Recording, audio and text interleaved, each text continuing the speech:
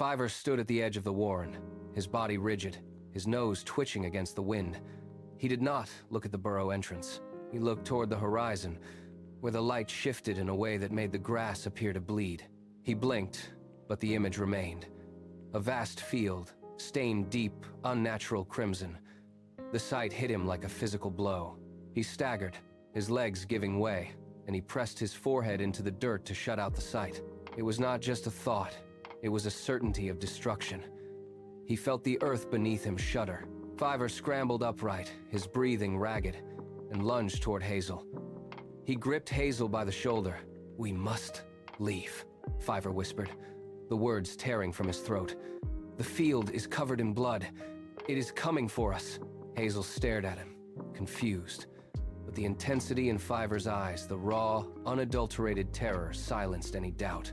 Hazel did not wait for the chief rabbit to process the warning. He turned, his ears swiveling to catch the sound of movement, and signaled to the others. The small group of bucks gathered in the shadows of the tunnel entrance, their eyes wide and darting. Hazel nudged them forward, driving them toward the exit. Just as the last rabbit cleared the threshold, the earth beneath them groaned.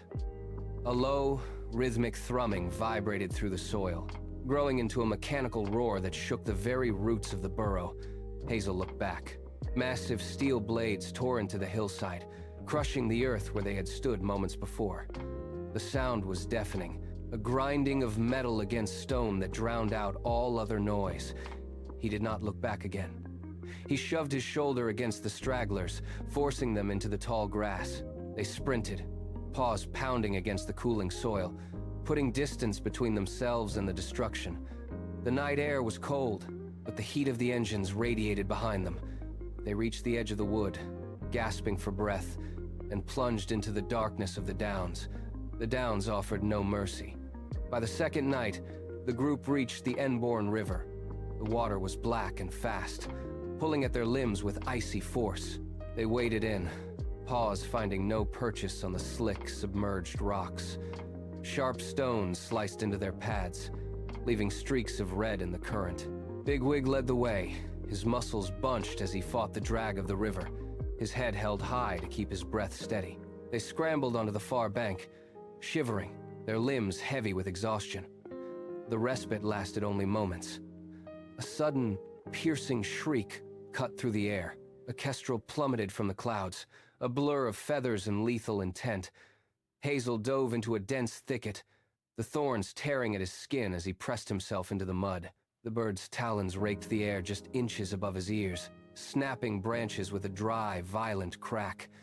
They stayed frozen, hearts hammering against their ribs, until the shadow of the predator vanished into the gloom.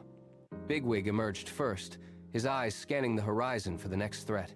They were bleeding, hungry, and exposed, but the instinct to survive pushed them onward. They climbed the steep slope, putting the river behind them. The slope finally leveled out. Before them stood the high, windswept hill of Watership Down. It was exposed, battered by the constant northern wind, but it was solid ground. Hazel stood at the summit, his chest heaving, scanning the vast expanse of the downs for any sign of pursuit. There was nothing but the swaying grass and the distant, fading light. He signaled the others. They were spent, their paws raw and caked with dried mud, but they did not hesitate. They began to dig. The earth here was stubborn, packed tight with roots and dense clay that resisted their claws. Bigwig took the lead, his shoulders working rhythmically as he tore into the soil, throwing clumps of dirt behind him in a steady, frantic spray. Fiver joined him, his movements sharp and focused, clearing the debris as fast as the others could loosen it. They worked in a desperate, silent rhythm. When the first chamber finally opened, they collapsed into the cool, dark space. It was narrow and rough, but it was theirs. The silence of the burrow did not last. A low, rhythmic thrumming began to vibrate through the tunnel walls, shaking loose particles of dirt from the ceiling. Hazel stood, his ears swiveling toward the entrance. The sound was not the wind. It was the synchronized movement of many paws. He scrambled up the tunnel, emerging into the gray light of dawn. Below the hill, the grass was no longer empty. A wall of rabbits had formed, a disciplined, silent line that stretched across the base of the slope. At their center stood General Woundwort. He was a massive, scarred presence, his head held high, his eyes fixed unblinkingly on the tunnel mouth. He did not charge. He simply stood, and his army mirrored his stillness, creating a suffocating ring around the hill. Every path down was blocked. Woundwort took a single step forward, his weight pressing into the earth. The Ephrophan line tightened, closing the gaps. Hazel backed away, his heart hammering against his ribs as he realized the scale of the trap. The Warren was no longer a sanctuary, it was a cage. Bigwig did not wait for the order.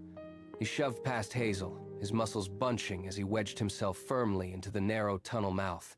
He braced his hind legs against the packed earth, his teeth bared, a low, guttural warning vibrating in his chest.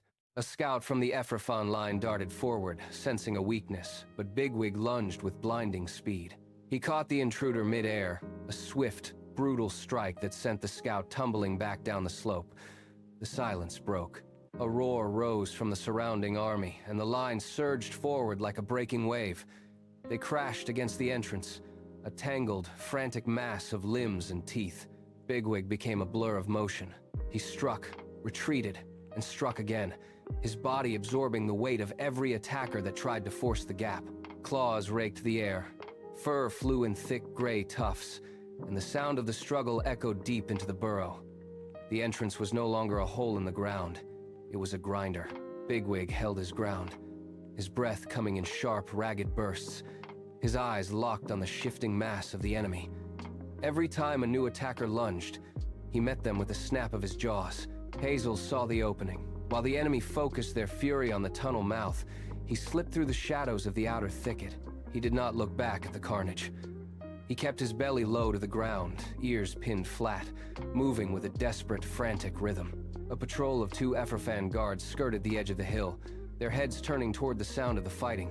Hazel froze behind a dense cluster of brambles, his heart hammering against his ribs like a trapped bird. He waited until they passed, then bolted. He broke into the open field, his paws pounding against the hard, dry earth.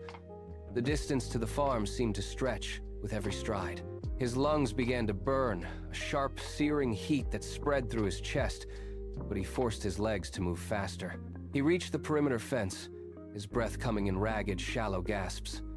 He skidded to a halt, his claws scraping against the wood of the gate. He was here. He scanned the yard, his eyes locking onto the heavy iron latch that held the dog. He lunged for it, his teeth sinking into the metal. The latch gave way with a sharp metallic snap. Hazel scrambled back as the gate swung open, hitting the wooden post with a heavy thud. A low, guttural growl vibrated through the ground, followed by the frantic scraping of claws against stone. The dog lunged into the night, a massive, dark shape moving with explosive speed. It paused for a heartbeat, head low, sniffing the air, then caught the scent of the Warren. It bolted. Hazel watched from the shadows as the dog tore across the field, a blur of raw, unbridled aggression. It hit the Ephrophan line like a falling boulder. The front ranks disintegrated instantly, rabbits scattering in every direction as the dog snapped and lunged. The organized formation shattered into a panicked, chaotic scramble. General Woundwort stood his ground for a second, his head turning toward the carnage, but the sheer force of the attack overwhelmed his command. He turned and vanished into the darkness. The pressure on the tunnel mouth evaporated. Bigwig stumbled out into the open, his sides heaving, looking at the empty field where the enemy had stood only moments before. The dog continued its pursuit, its barking fading into the distance, leaving behind a field littered with the remnants of the broken siege. Silence returned to the hill. The night air began to thin, losing its sharp, metallic edge. Hazel remained on the mound, his muscles stiff and aching from the long hours of tension. He watched the horizon. A faint, pale line of gray light crept upward, turning the dark sky into a soft, bruised violet. The silence was no longer heavy with dread. It was the quiet of a world resetting itself.